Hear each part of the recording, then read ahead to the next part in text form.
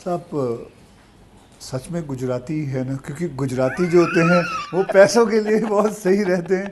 मतलब मैं नहीं मानता कि मतलब आपने अपना प्लॉट दे दिया, आपने पैसे दे दिए, तो आप, क्योंकि मैं आपको, अगर आप इजाज़त दें तो मैं एक छोटा चुटकुला सुनाना चाहता हूँ। जी जी जी। एक गुजराती आदमी था, बुज़ुर्ग आदमी था, वो मर रहा था। तो वो कहता है, मेरी गुजराती ज़रा इतनी ठीक नहीं है, लेकिन वो कहता है कि मारो દીકરો ક્યાં છે, मतलब मेरा मेरा बेटा बेटा कहाँ है?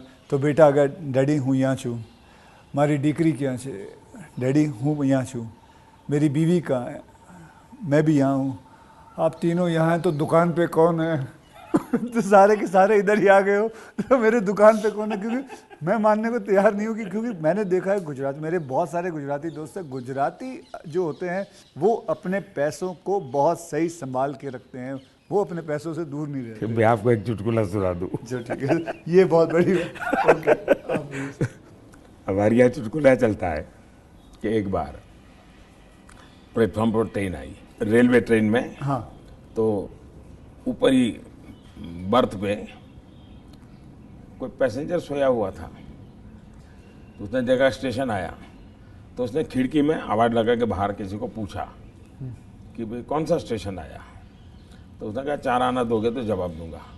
तो बोले जवाब की जरूरत नहीं, अहमदाबाद होगा।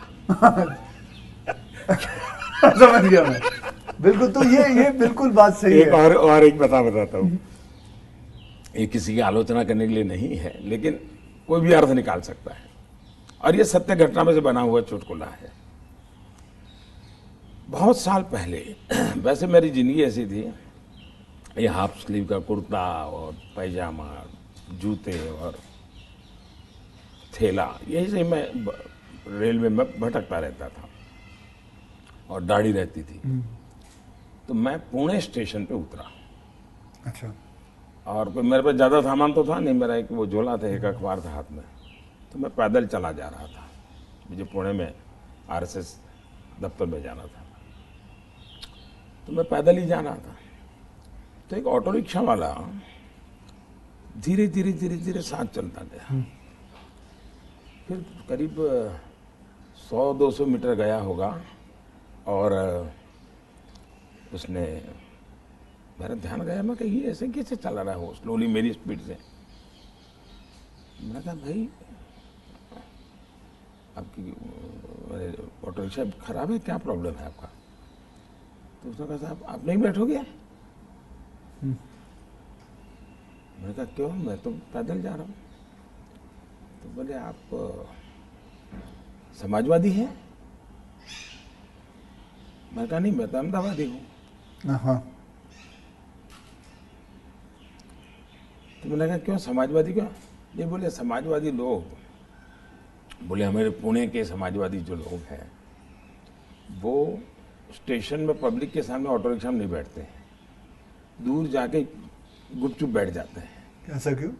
लोगों को इम्प्रेशन रहे कि वो मेहनत करते हैं, सादगी वाले हैं। ओके, अच्छा। तो बोले मुझे भी लगा शायद आप समाजवादी हैं, तो औरों की तरह आप भी थोड़ी देर के बाद बैठ जाओगे।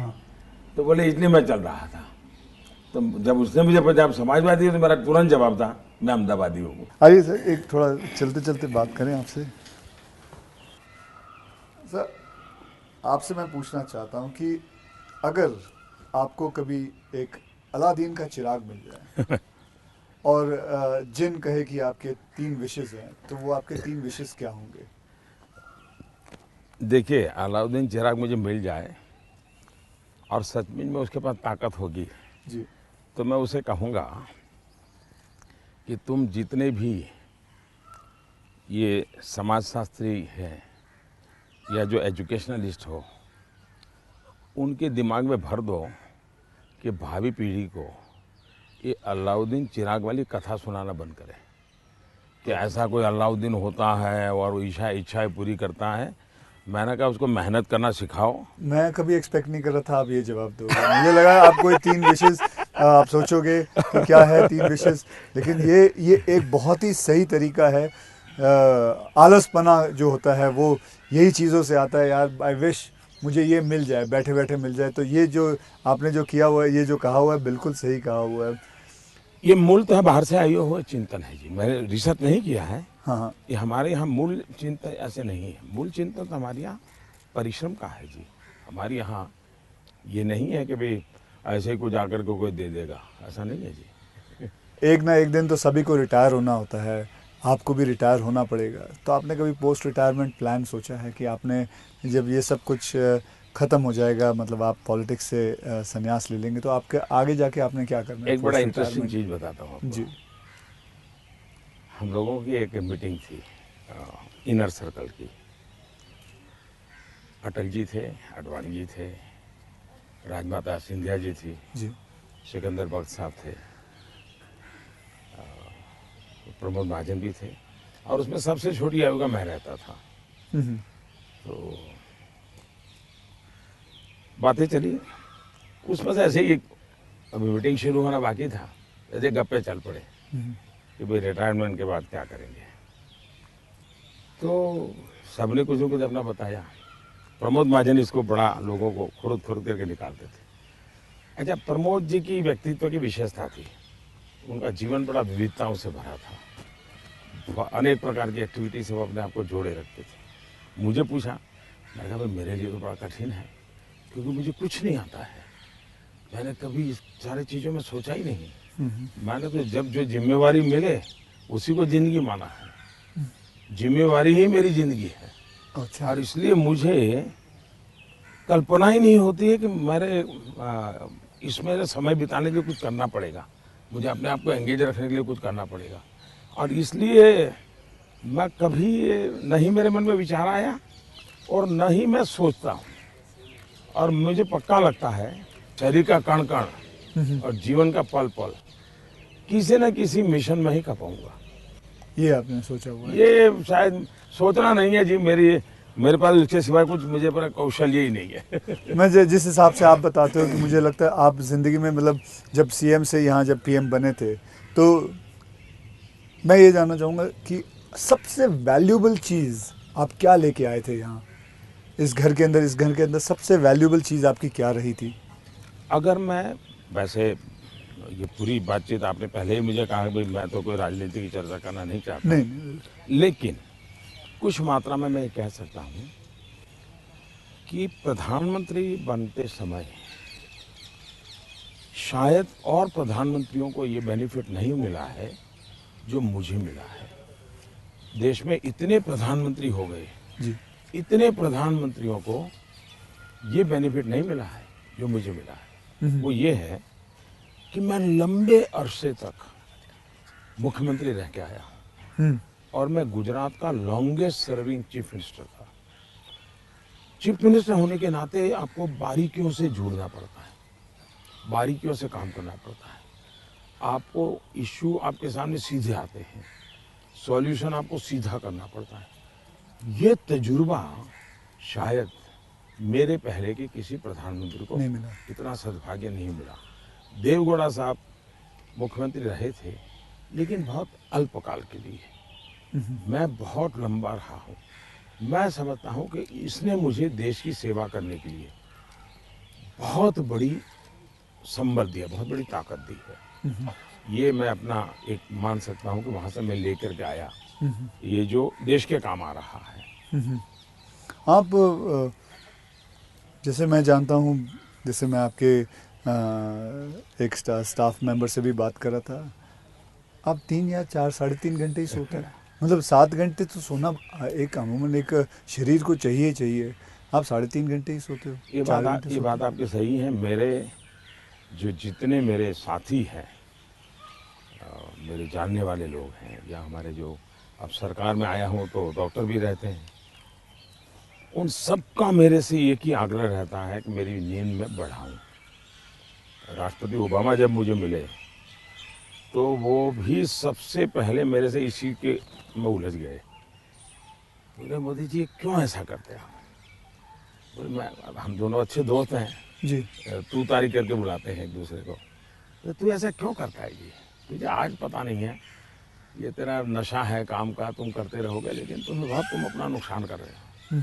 और वो जब भी मिलते हैं कि तुम मेरी बात मानते हो नहीं मानते हो, कि नींद बढ़ाई कि नहीं बढ़ाई। अब पता नहीं मेरा एक बॉडी साइकिल ऐसा हो गया है मतलब आपको नींद आती ही नहीं है 3.5-4 घंटे के बाद? नहीं, नींद जो है मेरी इतने कम समय में पूरी हो जाती है। स्ट्रेस की वजह से तो आप उठ नहीं जाते हो कि अब मुझे काम नहीं करना नहीं है? नहीं नहीं नहीं, मैं इतना नॉर्मली देखा है आपने कि कोई भी व्यक्ति उठता है तो हाथ पैर इधर उधर करता है, आंखें ऐसे ऐसे करता है। मेरा कुछ नहीं, आंख खुलती है, फ्रिक्शन ऑफ सेकंड मेरा पैर जमीन पे होता है, मैं उठ जाता हूँ उससे। हाँ, उठता मैंने बिस्तर पे उठता वैसा नहीं, बिस्तर से भी बाहर होता बाहर हूँ हो मैं। जाता है। अब ये हो सकता है वो मेरी जो 18-22 साल के कालखंड में जिस जिंदगी को मैं जी रहा था जी। उसमें से शायद ये डेवलप हुआ है। अब वो मेरे शरीर का वो हिस्सा बन गया है। तो अच्छा। लेकिन मैं, जैसा आपने कहा रिटायर्ड होने के बाद क्या करोगे, तो पहला काम मैं नींद कैसे बढ़ाऊं हाँ। इस पर सोचूंगा। कहाँ बैठोगे आप? आ जाओ। आज आपके सारे कागज पड़े हैं अच्छा, शायद। कोई बात नहीं, आ जाओ। तो आपको कभी, मैं ये जानना चाहूँगा, वैसे कई लोग जानना चाहेंगे कि नरेंद्र मोदी जी को जब जुकाम लगता है तो वो क्या लेते हैं? आप हैरान होंगे, मैं बहुत ही, फिर वही कहूँगा, मैं ऐसी कठिन जिंदगी जी करके आया हूँ। तो डॉक्टर क्या होता है, ये महंगी दवाइयाँ क्या होती हैं, सोफिस्टिकेटेड क्या होता है, वो सब आप आयुर्वेदिक पे बहुत विश्वास करते मैं हैं? बताता हूँ। आयुर्वेद के बजाय कैसी जिंदगी है। अब आप जब पहाड़ चढ़ते हैं तो पैर तो दर्द करते ही हैं, कितनी आदि हो, लेकिन ऊंचाइयों पर जाते हो तो अब जो अकेला इंसान है वो क्या करेगा। मालिश वालिश वाले को तो कुछ नहीं कर रहा, ऐसे बोला वैसे किसी तो को होते नहीं है, क्या फिजियोथेरेपी नहीं करा सकता, हाँ। मसाज नहीं करवा सकता? अब मैं क्या करता था जी, मेरे कंधे पे हमेशा एक ये जो असम का गमछा होता है ना, हाँ। ये गमछा मेरे पास रहता था ऐसा। तो मैं जैसे उसको ऐसे पैर पे बांध देता था पूरा, और बीच में एक छोटी लकड़ी तोड़ करके पैर से लगा देता था, फिर इसको मैं कर्व करता था अच्छा। तो प्रेशर आता था। ऐसा पूरे बॉडी को मैं अपना मसाज खुद ऐसा तरीका रखता था मैं। तो ऐसी चीज़ें मैं इवॉल्व करता था अपने लिए। मैं बहुत साल पहले कैलाश यात्रा पे गया था पैदल, टोटल यात्रा करीब 1000 किलोमीटर का था, पैदल गया। कुछ और भी लोग थे, बड़े धनी लोग भी वहाँ कभी कभी यात्रा में आते थे। अब बहुत बड़े बड़े महंगे वो चमड़ी बचाने के लिए सब लेकर के आए हुए थे। मेरे पास तो कुछ था, मेरे पास कैस्टर ऑयल था, और वो भी रॉ, सीधा वो घानी से निकाला हुआ, हाँ। तो उसकी स्मेल भी बहुत ख़राब होती है। तो मैं उसी को लगाता था। अब ये लोग 5वें 6ठे दिन मुंह नहीं धो सकते थे, क्योंकि उनकी चमड़ी जल करके चीर करके लटक गई थी, तो वो बड़े परेशान रहते थे। और मुझे कुछ नहीं होता था, बड़ा मैं तेज तर्रार रहता था। तो मुझे पूछने लगे कि आप क्या करते हो? मैंने कहा कुछ नहीं भाई, कैस्टर ऑयल लगाता हूँ मैं। तो रात को हम जब पहाड़ चढ़ करके रात्रि मुकाम होता था, ये मेरे पास आ जाते थे, हर को एक एक बूंद कैस्टर ऑयल मेरे से ले जाता था। जुकाम होता है तो मैं गर्म पानी पूरा समय पीता हूँ। गर्म पानी? गर्म पानी, उसमें दूसरा कोई शहद या कुछ? कुछ नहीं, सिंपल गर्म पानी। दूसरा, हो सके तो फास्टिंग करता हूँ। अच्छा। फास्टिंग यानी एकदम से सिवाय पानी कुछ नहीं, 1-2 दिन, 24 घंटे 48 घंटे, ज़्यादा नहीं करना पड़ता। तीसरा, ये सरसों का तेल होता है, उसको थोड़ा गर्म करके रात को 2-3 बूंद डाल देता हूँ। जलन बहुत होती है, लेकिन ये मेरा 1-2 दिन में क्लियर कर देता है। तो ऐसे ही जीने की आदत है। मैं कुछ चीज़ें करता हूँ, वो मैं चाहूँगा, पूछना चाहूँगा आपसे। मैंने चीज़ फॉलो की है, जिसको कहते हैं कि 7-12-5 × 40, यानी 7 बजे मैं ब्रेकफास्ट कर लेता हूँ, 12 बजे मैं अपना लंच खा लेता हूँ, और 5 बजे डिनर खा लेता हूँ। और × 40 यानी कि जब भी एक गस्सा खाता हूँ उसे 40 बार चबाना है। तो ये मैंने अपने शास्त्रों में पढ़ा है, कई लोगों से बात की है, तो आप इससे सहमत हैं? बिल्कुल सहमत हूँ, और ये बिल्कुल सही रास्ता आपने चुना हुआ है। हमारे देश में मूल आदत यही है। हाँ। ये वेस्टर्न जो वर्ल्ड आया, उसने फिर धीरे धीरे इसमें ये बदलाव किया कि लोग वरना हमारा किसान आज भी गांव में सूर्यास्त के पहले, चीनी लेना सर? मैं नहीं लेता जी, नहीं, सूर्यास्त के पहले थैंक यू। खाना खा लेता है। और दिन में भी आपने देखा होगा किसान सुबह एक प्रकार से, वो किसको आप नाश्ता कहते हैं, लेकिन एक्चुअली उसका वो लंच जैसा ही होता है। हाँ। वो काफ़ी मात्रा में बड़े बड़े रोटी और सब्जी या चटनी कुछ लेकर के खेत चला जाता है। दिन में थोड़ा सा लेकर के उसकी पत्नी सर पे कुछ रख करके जाती है। वो पूरा भोजन नहीं होता है, हाँ हाँ। थोड़ा होता है। ये आज भी हमारे देश में परंपरा है ये। आपका एक फैशन स्टेटमेंट बहुत बढ़िया है, मतलब दाढ़ी वाड़ी एकदम सही किया हुआ। और मतलब कभी कभी मैं देखता हूँ आप हाफ स्लीव कुर्ता पहनते हैं, ज़्यादा करके हाफ स्लीव कुर्ता पहनते हैं। तो ये जो फैशन, ये जो है, ये जो आपकी जो शेविंग और ये सब, क्या ये मतलब फैशन जो है ये आपने खुद ने किया है या आपने किसी को? आपने बहुत अच्छा सवाल पूछा। जैसे मैं बहुत स्ट्रीक हूँ, गुस्सा करता हूँ, ये जो एक छवि बनाई गई है, वैसे दूसरी छवि मेरे इन कपड़ों की दुनिया को लेकर के बनाई गई है। दरअसल क्या है, मैं छोटी बैग में मेरी ज़िंदगी थी और मैं ट्रैवलिंग करता रहता था। जी, आपने बताया झोले में। और तो मैं देखता था कि एक तो मैं कपड़े खुद धोता था। सीएम बना तब तक मैं कपड़े खुद धोया हूँ। ओके। कभी मैंने कपड़े, तो फिर मैंने कैसे सोचा कि लंबी बाहें रखता हूँ तो मुझे इतना ज़्यादा धोना पड़ता है। दूसरा मेरे बैग में वो जगह ज़्यादा लेता है, तो मैंने खुद नहीं काट दिया था। अच्छा, वो जगह ज़्यादा लेता है इसलिए आपने इसको मैंने काट दिया था। ओके। अब वो बात वो फैशन पर गया जी। ये बात सही है कि मैं ढंग से रहना, ये मेरी प्रकृति थी। शायद एक कारण ये भी था कि गरीबी के कारण कभी कभी इन्फीरियरिटी फील होती थी लोगों के बीच में। तो उसको ओवरकम करने के लिए शायद साइकोलॉजी पढ़ी होगी बचपन में, ऐसा मुझे लगता है। तो मैं क्या करता था, अब हमारे घर में वो प्रेस करने के लिए तो कुछ था नहीं, तो मैं ये बर्तन का जो लोटा रहता है उसमें कोयला भर देता था, गर्म कोयला, और उसी से कपड़ों को प्रेस करता था और पहन के जाता था। लेकिन जूते नहीं थे। तो मेरे एक मामा एक दिन आए घर पे, तो पता नहीं उनका मन कर गया तो उन्होंने मेरे लिए जूते ला दिए। तो एक कैनवास के सफ़ेद जूते आए ना जी, हाँ, छोटे से, शायद उस समय तो 8-10 रुपये मिलते होंगे, वो ले आए। तो मैंने देखा थोड़े दिन में तो वो गंदे होना शुरू हो गए। तो मैं क्या करता था, क्लासरूम में सब बच्चे चले जाते थे, मैं रुका रहता था, और टीचर जो ब्लैक बोर्ड पे लिखता है ना, तो बाद में जो छोटा चॉपस्टिक का टुकड़ा रह जाता है वो ऐसे ही फेंक देता है। हाँ हाँ हाँ हाँ हाँ। तो मैं उसको इकट्ठा करता था, वो चॉपस्टिक के टुकड़े वो ले आता था, और हर दिन सुबह चॉपस्टिक जूतों पे लगा देता था।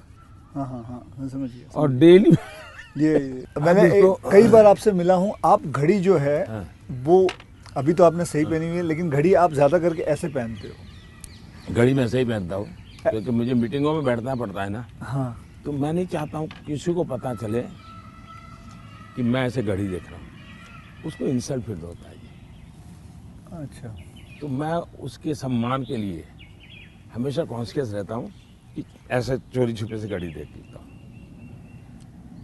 आप कोई बैठा है बात कर रहा है और घड़ी देखते हैं तो मतलब कि आप उसको इशारा करोगे भी बहुत हो गया जाओ, तो आप ऐसे रखते हो? हाँ। तो ये मेरे मन में ऐसा है कि ये किसी का एक प्रकार के हिडन वे में, मतलब बहुत माइन्यूटली आप लेकिन आप मानते हो, मैंने आपको ऑब्जर्व किया कि आप घड़ी उल्टी पहनते हो। मैं देखा था कई बार देखा आपने कि आप घड़ी उल्टी पहन के। आपने सही देखा।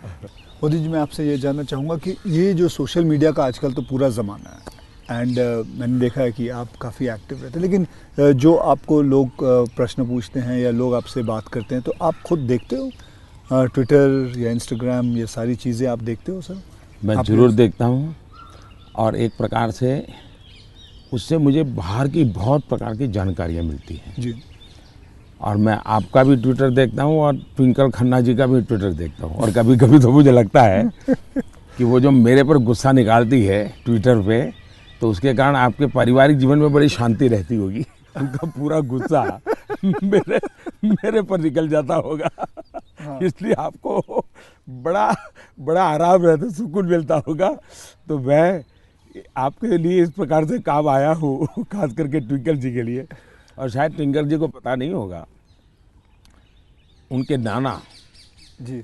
चिनू भाई, चुन्नी में। चिनू भाई, उनसे मैं मिला था अच्छा, ये तो बहुत पहले। बहुत पहले की बात। और कारण क्या था, ये बड़ा इंटरेस्टिंग है। जी। गुजरात में एक बहुत बड़ा अकाल पड़ा था, तो हम लोग कुछ न कुछ सामाजिक काम करते थे। उसमें हम लोगों को ये बटर मिल्क के केंद्र चलाते थे, छाछ पीने के लिए गर्मी में लोगों को। हाँ, बटर मिल्क, तो वो मूल सुरेंद्रनगर जिले में हम बहुत बड़ी मात्रा में करते थे। तो उस एक कार्यक्रम में मुंबई में एक सज्जन थे, मिठाई के बहुत बड़े व्यापारी थे, नाम तो मैं भूल गया, वो उनको लाए थे और उन्होंने डोनेशन भी दिया था। हाँ। और हमने ऐसे छाछ केंद्र चालू किए थे बटर मिल्क के, ओके। बहुत बड़ी मात्रा में। जैसे पानी की परब रहती है, वैसे छाछ की परब रहती थी, और हर गरीब व्यक्ति वो। तो उस समय मैं उस सेवा के काम में लगा था, और उस समय इनके नाना जी वहाँ आए थे, तो उस समय मेरी उनसे मुलाकात हुई थी। अच्छा, तब मुलाकात। काफ़ी बातें हुई थी उनके साथ, तो मेरा उस प्रकार से उनसे परिचय रहा है। हाँ, तो आप मतलब खुद भी पढ़ते हो और लोगों को बिल्कुल, मैं जवाब पढ़ता देते भी हो। हूँ और मज़ा लेता हूँ। आपको वैसे मैं जब आप अपने ऊपर कोई मीम्स बने हुए देखते हो, जो सोशल मीडिया पे मीम्स आते हैं, तो वो मीम देख के आपको हंसी आती है? वैसे आपने कहा गुस्सा तो आता नहीं ज़्यादा करके, लेकिन वो जो मीम्स आप देखते हो तो आपको कैसा लगता है? जैसे देखो, मैं कुछ 4-5 मीम लेके आया हूँ, ये देखिए। ये लिखा है, this T seller can give nation unity, equality, safety, prosperity. तो ये एक है। इसमें लिखा हुआ है, चटनी के बिना ढोकला है बेकार, अब की बार मोदी सरकार। ये देखिए, मेरे ही सारे फ्रेटर्निटी के लोग आए थे आपसे मिले, तो सबके चेहरे पे यहाँ लगा दिया है जय श्री राम। ये आपने देखा कभी? ये मैंने नहीं देखा, ये आज देख रहा हूँ। अच्छा, ये नहीं देखा आपने। तो ये रोहित शेट्टी जो है, ये एक्शन डायरेक्टर हैं, मीट्स नरेंद्र मोदी जी, और अगले दिन आपको उन पर इतना असर पड़ा, सीधा मोटरसाइकिल लिया आपने, निकल पड़े। तो ये मीम देख के आपको कैसा लगता है? मैं एंजॉय करता हूँ। हाँ। मैं उसमें मोदी को कम देखता हूँ, क्रिएटिविटी को ज़्यादा देखता हूँ। हाँ। तो मुझे उस क्रिएटिविटी के प्रति, यानी मेरा घोर भी विरोध होगा, मुझे बड़ा मजा आता। क्या बड़े सटीक तरीके से कहा है उसने। मतलब बहुत अच्छी क्रिएटिविटी उनकी है, मतलब क्या सोचते हैं ये लोग, और यूं झटके में सोचते हैं। हाँ हाँ, फ्रिक्शन ऑफ सेकंड जी। मैं आपको बताऊं, आप और मैं भी बात कर रहे हैं, जब हमारा सोशल मीडिया का ये सबसे बड़ा बेनिफिट मुझे ये है कि मुझे कॉमन मैन की जो सेंस है, हाँ, उसकी जो क्रिएटिविटी है, उसका एनालिसिस है, ये समझने में बड़ा। वरना क्या होता है, ये बनी बनाई लोगों की जो परोसी हुई चीज़ होती थी, जी। 5 स्टार फूड जैसा होता था वो, ये एक प्रकार से फुटपाथ पर का जो चने चबेने और पकौड़ा होता है, हाँ हाँ, वैसा सोशल मीडिया का मटेरियल होता है। फिनिश नहीं होता, लेकिन उसमें से आपको सच्चाई हाथ लग जाती है। मैं तो ये वेट कर रहा हूँ, जब ये आएगा तो इसके ऊपर भी बड़े मीम्स बनेंगे। हाँ, इसके ऊपर भी बड़े मीम्स बनेंगे। तो आप तो खैर तैयार है। मेरे लिए पहली बार होगा ये, मतलब। कुछ लोग होते हैं इंटेंशन से आपको चुभे इसलिए करते हैं, जी। जानबूझ करके। उस समय आपने अपने आप को संतुलित रखने से उसके सारे इरादे फेल हो जाते हैं, हाँ। और वो उसकी नींद हराम कर देते हैं। अगर आप उसको रिएक्ट करते हैं, रिस्पॉन्ड करते हैं, तो उसको मज़ा आ जाता है। लेकिन देखा छोड़ दिया तो उसकी नींद खराब है। मैंने इतनी मेहनत की, इतना मोदी जी के बाल नोचने वाली चीज़ की, मोदी को कोई हो ही नहीं रहा है, तो वो परेशान हो जाता। हाँ, फिर वो अपना बंद भी कर देता है थोड़ी देर बाद। ये भी बात सही है। बस सर, आपसे बात करके मुझे बहुत बहुत मज़ा आता है। आपसे मैं 2-3 बार पहले भी मिल चुका हूँ, और आज मुझे मौका मिला है आपसे वार्तालाप करने का, आपसे बातचीत करने का, तो बहुत अच्छा लगता है।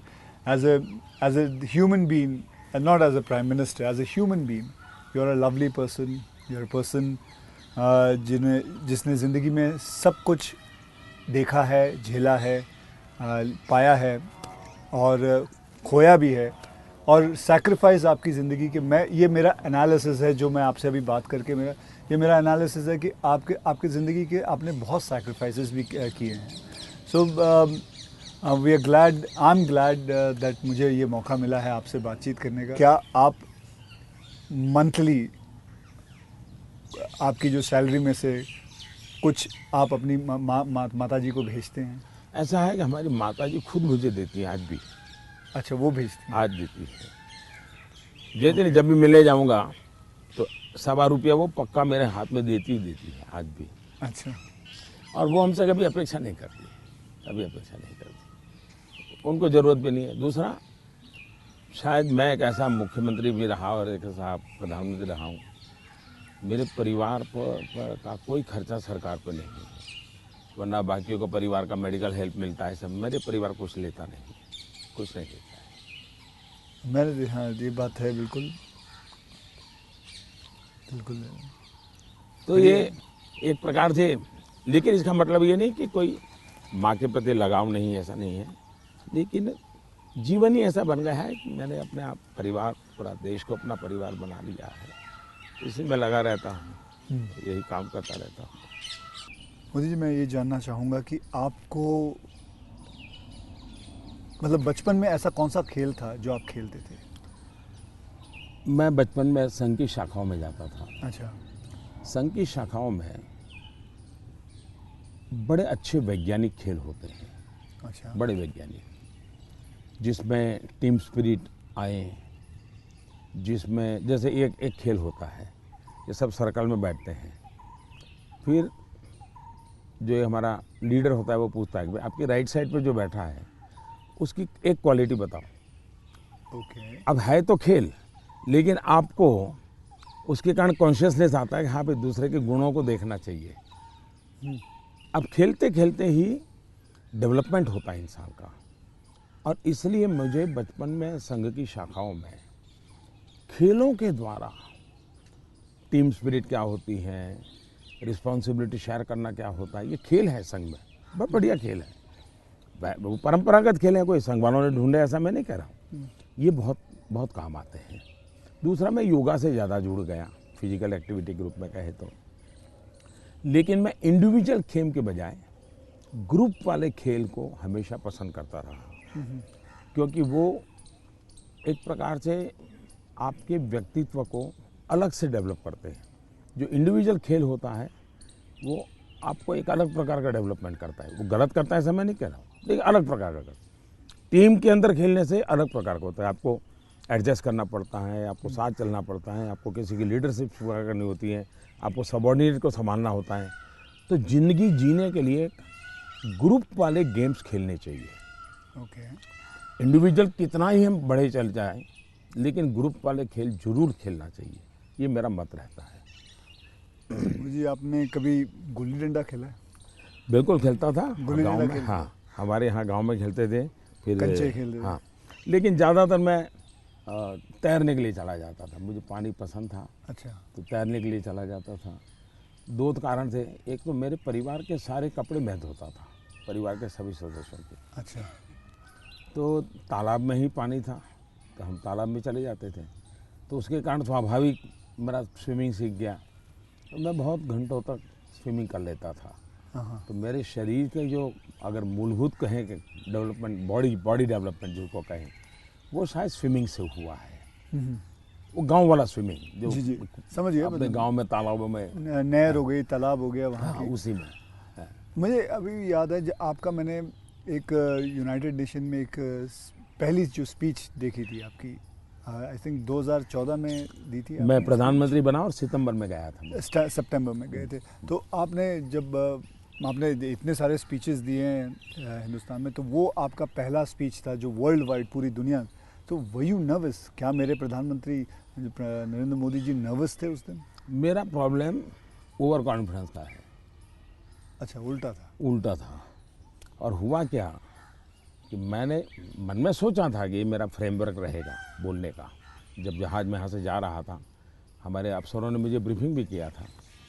जब मैं अमेरिका पहुँचा तो हमारी फॉरेन मिनिस्टर सुषमा जी उनकी मीटिंगें ज़्यादा होती थी तो उनको पहले जाना पड़ता है, तो पहले गई हुई थी।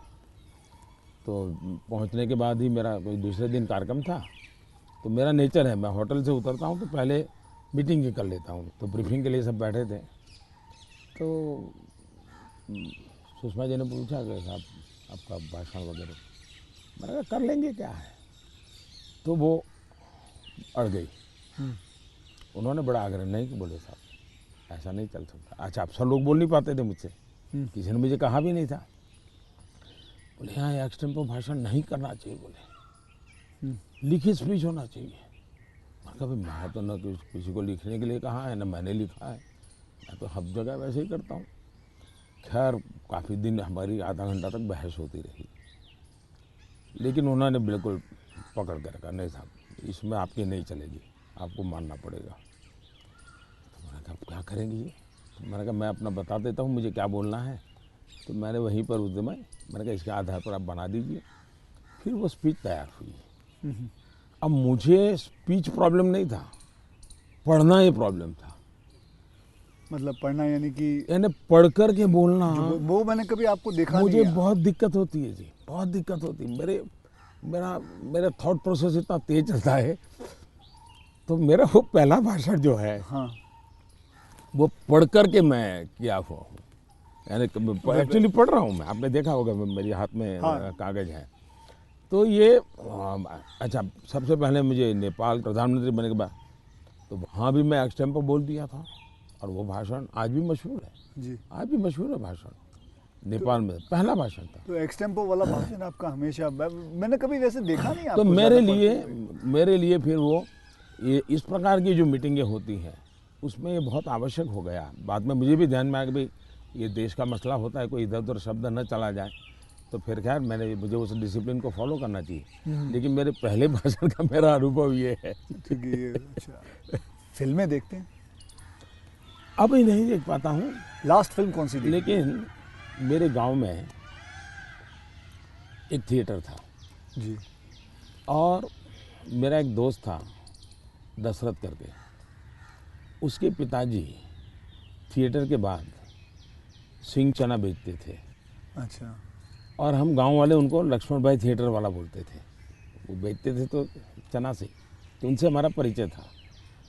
तो हम वहाँ जाके बैठते थे, और अगर थिएटर में दर्शक कम है और जगह बची है तो फिर वो थिएटर के बाहर ही बैठते थे। तो वो मालिक को कह देते कि जरा इन बच्चों को बिठा दो ना।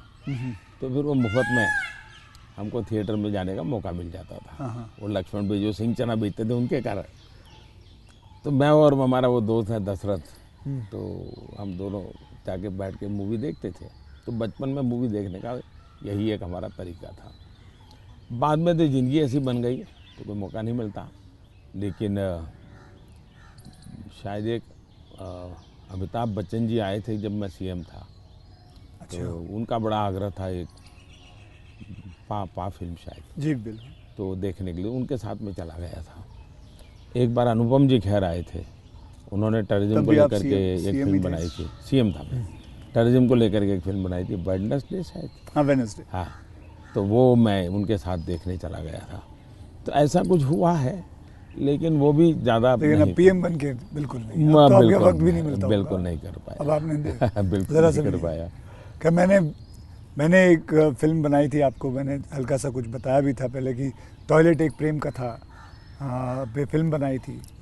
और मैं खुद देख नहीं पाया, लेकिन मैंने लोगों को बहुत कहा कि देखो भाई सामाजिक जीवन पर कैसे फिल्में चल सकती है और बन सकती हैं। हाँ, वो कमर्शियल हिसाब से मैंने पूरे बनाए थे, बल्कि गाने वाने वगैरह ये माँ पिता सब कुछ उसमें रखा हुआ था।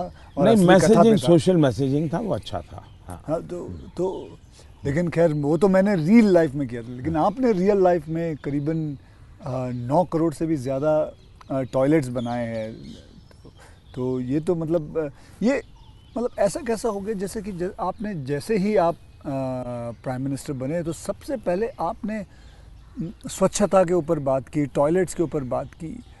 तो आपको वो डर नहीं लगा कि आप पहली बार मतलब आप प्राइम मिनिस्टर बन रहे हैं और सबसे पहला मतलब द फर्स्ट फ्यू मुद्दा इसी पे रखा हुआ है, स्वच्छता पे रखा हुआ है? स्वच्छता आपके लिए बहुत मायने रखती है।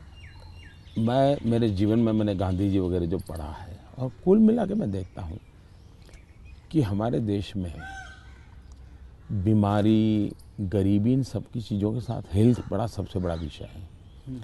लेकिन प्रिवेंटिव हेल्थ के लिए दो चीज़ें मैं देखता हूँ, एक स्वच्छता और एक फिटनेस। आप अपने शरीर को फिट रखिए, बनाइए, तो बाकी आर्थिक रूप से बोझ बनता नहीं है ज़िंदगी, उस प्रकार से जिए। पर्सनल हाइजीन में तो हमारे यहाँ शास्त्रों के कारण, संस्कारों के कारण, घर में आओ तो पैर धो करके आओ, हाथ धो, मंदिर में जाते हो तो नहा करके जाओ, सब बहुत सिखाया जाता है। सोशल हाइजीन के प्रति हम उदासीन रहे हैं। और भारत जैसा देश दुनिया में, अगर इतना बड़ा दुनिया को देने के लिए टूरिज्म डेवलप नहीं हो रहा है, एक कारण है गंदगी जी।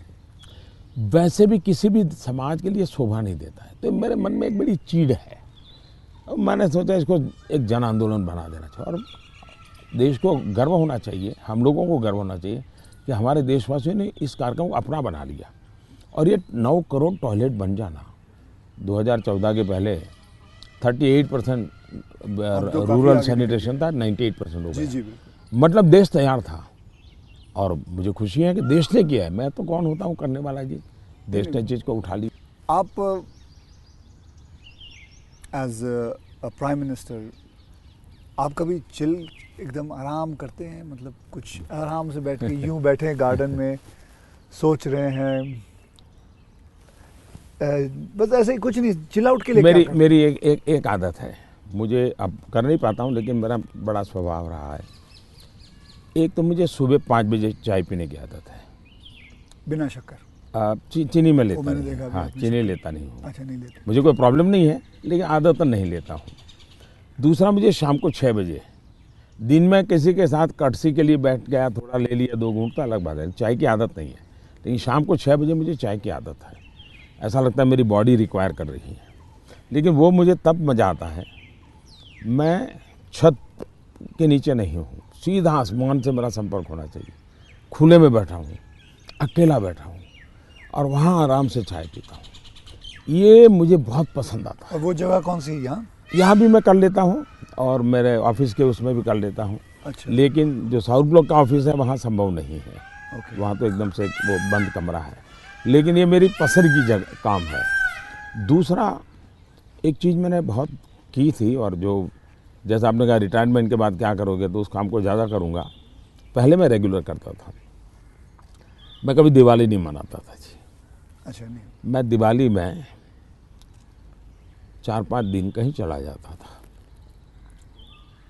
और 5 दिन के लिए मेरी जो रिक्वायरमेंट रहती थी, पानी वगैरह, वो साथ ले लेता था, और वो भी मैं उठा के ले जाकर उतना ही। और मैं पहले रिसर्च करके रखता था, कहीं जंगलों में कोई जहाँ इंसान न हो लेकिन पीने के लिए शुद्ध पानी अवेलेबल हो, ऐसी जगह ढूंढता था और वहाँ जाके मैं रहता था। कभी पेड़ के नीचे, क्या कोई खंडहर कोई मिल गया तो उसमें पड़ा रहता था। अच्छा, उस समय में तो टीवी वगैरह तो थे ही नहीं, रेडियो भी मैं साथ नहीं रखता था, ना अखबार, न कुछ नहीं, कागज पेन भी नहीं, किताब भी नहीं, कुछ नहीं। कुछ नहीं। अच्छा। और 5 दिन मैं ऐसे ही अकेला रहता था, प्रकृति को देखना। एक प्रकार से मेरा वो कार्यक्रम का नाम था, मैं मुझसे मिलने जाता हूँ। ओके। मैं मुझसे मिलने जाता हूँ, ऐसा ही मेरा, वो मेरी ज़िंदगी में बहुत बड़ी ताकत देने वाली चीज़ है। तो अभी कई वर्षों तक अब नहीं कर पाता हूँ, अब तो क्या SPG वगैरह ऐसा कवर हो गया है, ज़िंदगी अलग हो जाती है। लेकिन बहुत सालों तक मैंने नहीं किया है और मैं उससे बहुत ताकत पाता था। और जो विचार आए आने देता था, किसी विचार को टिकना है तो टिकना, कुछ लिखता भी नहीं था, ऐसे ही रहता था। तो यही मेरा एक तरीका रहता था। आपके और मेरे में कॉमन यही है कि आप चाय बेचते थे और मैं जी वेटर था। दोनों के, आप और मेरे में ये भी है कि हम दोनों के कोई गॉडफादर नहीं थे, हम अपनी ज़िंदगी अपने टर्म्स और कंडीशंस पे बनाई है बस। तो ये रहा है बस। जब मैं चाय बेचता था बहुत कुछ सीखने को मिला मुझे, बहुत लोगों से मिलने का मौका मिलता था, हर एक के स्वभाव को समझता था। बिना कारण जो चाय पीने वाला है गुस्सा करता था, डांट देता था। तो इन चीज़ों को सीखने में बहुत काम आया। लेकिन एक चीज़ मैंने बहुत मज़ेदार है मेरी ज़िंदगी की, मैं जब लोगों से हिंदी में बात करता हूँ तो बहुत सरप्राइज करते हैं मुझे। हमारे सिकंदर बख्श साहब थे बीजेपी के लीडर, जी। वो मुझे हमेशा कह रहे हैं, यार मोदी तू इतनी बढ़िया हिंदी कैसे बोल लेता है, तू तो बोले गुज्जू है। ये तेरा मुरारजी, वो दोस्त था ना, है तो बहुत बड़ी आयु के थे, बोले तेरा मुरारजी इतने साल तक यहाँ रहा लेकिन उसको हिंदी बोलना नहीं आता है, ऐसा मुझे। तो उसका कारण ये था कि मैं चाय बेचता था तो मेरे गांव में ये जो ट्रेनें तो बहुत कम आती थी, लेकिन ये जो मालगाड़ी होती है, जो माल ढोती है, वो ज़्यादा आती थी। और मुंबई में जो भैंसों का तबेले रहते हैं, उसके जो दूध बेचने वाले लोग हैं, वो क्या करते हैं, दूध जब भैंस देती है तब तक मुंबई में रखते हैं, बाद में वो गांव में आके छोड़ देते हैं। वो भैंसों को लाना ले जाना एक बड़ा कारोबार चलता था। तो वो आते थे और वो बेचारे घास वास उसी में भरते थे, उसी में रहते थे और भैंसों को ले जाते थे। एक व्यक्ति आएगा तो 3-4 दिन रहना पड़ता था। हम उनको चाय चाहिए, हम चाय देते थे। उनसे बातें करते करते मैं हिंदी सीख गया। अच्छा, फिर वो क्या करते थे, अपना म्यूजिक की कुछ चीज़ें ले आते थे, तो शाम को वो चौपाइयाँ वोपाइयाँ अपना भजन कीर्तन करते रहते, तो मैं कभी जाके बैठ जाता था। तो मुझे उसके कारण नॉर्थ के कल्चर से परिचय आया। ओके। तो एक प्रकार से चाय ने मुझे ये लैंग्वेज सिखा दी। तो आप ये जो सॉन्ग की बात आई, आप कभी कोई हिंदी गाना गुनगुनाते हो अकेले में? गुनगुनाना तो नहीं होता है, लेकिन मैं जब चाहता तो मेरे मन पे जो कुछ गीत है, ज्योति कलश छल के, या ये पवन वेग से उड़ने वाले घोड़े, ऐसे जो गीत थे बहुत पुराने, तो बहुत अच्छे लगते थे। आज के कोई गाने नहीं गुनगुनाते? आज तो पता ही नहीं मुझे, आज तो पता ही नहीं मुझे।